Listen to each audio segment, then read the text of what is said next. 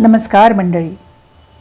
आपल्या रोजच्या जेवणाला झणझणीत तडक्याने अप्रतिम चव आणणारी हिरवी मिरची. Vitamin A, C, B6, potassium आणि आयर्नने भरपूर अशी हिरवी मिरची आपण जेवताना अलगद बाजूला काढून ठेवतो, हो ना?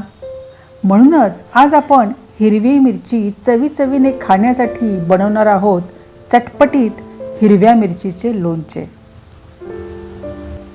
चला तर, यासाठी लागणारं साहित्य: हिरवी मिरची पाव किलो, जिरे 2 मोठे चमचे, मोहरी 1 चमचा, बडीशेप 2 मोठे चमचे, मोहरी डाळ 2 मोठे चमचे, मेथीदाणे 1 चमचा, साखर किंवा गूळ 2 चमचे तुम्हाला आवडत असल्यास, तेल 1.5 वाटी, लसूण 10 ते 15 पाकळ्या, लवंग 6 ते 7, अर्धा चमचा मोहरी, जिरे, हिंग 1 चमचा, हळद 2 छोटे चमचे, मीठ 2 ते 3 चमचे आणि 2 लिंबूंचा रस.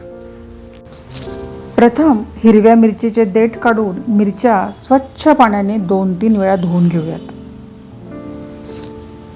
या धुतलेल्या मिरच्या पेपरवर किंवा कापडावर पसरवून फॅन खाली सावलीतच पूर्णपणे सुकवून घ्यायच्या आहेत.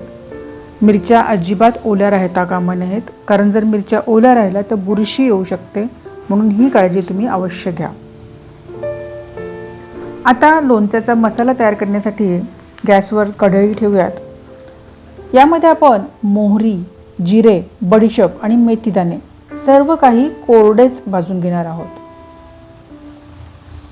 याप्रमाणे साधारण 3 ते 4 मिनिटं सर्व आपण भाजून घेणार आहोत.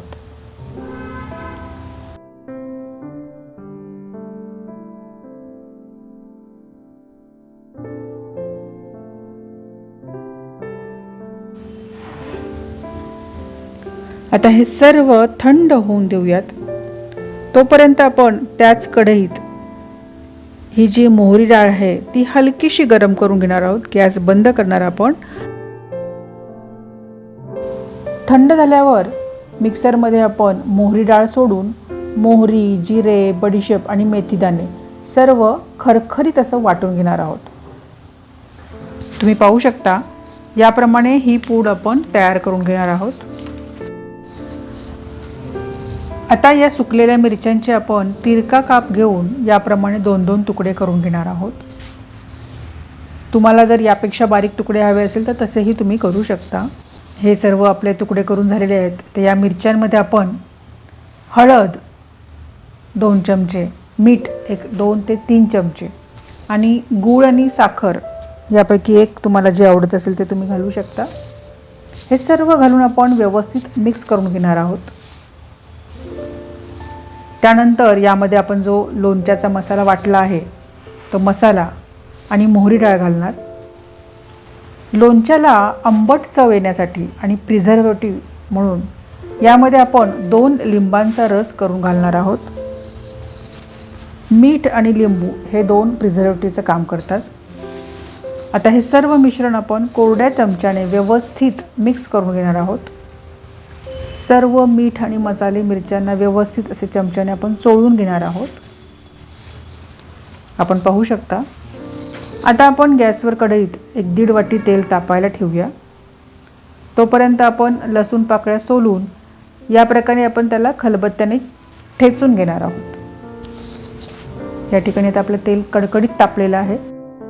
आपण गॅस बंद करूयात. त्यामध्ये लवंग, जिरे, मोहरी, लसूण पाकळ्या आणि हिंग घालूया आणि तेल पूर्णपणे थंड होऊन देऊया. एकदम थंड झाल्याशिवाय तेल वापरायचं नाही.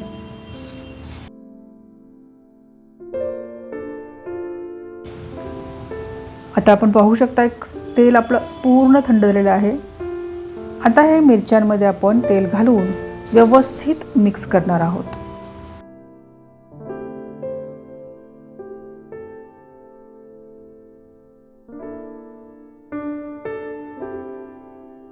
येस, मस्त चमचमीत आणि झणझणीत असं आपलं लोणचं तयार होत आहे.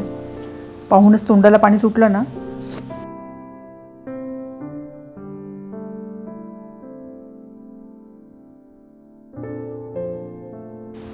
हे सर्व मिश्रण आपण काचेच्या स्वच्छ आणि कोरड्या बरणीमध्ये भरणार आहोत.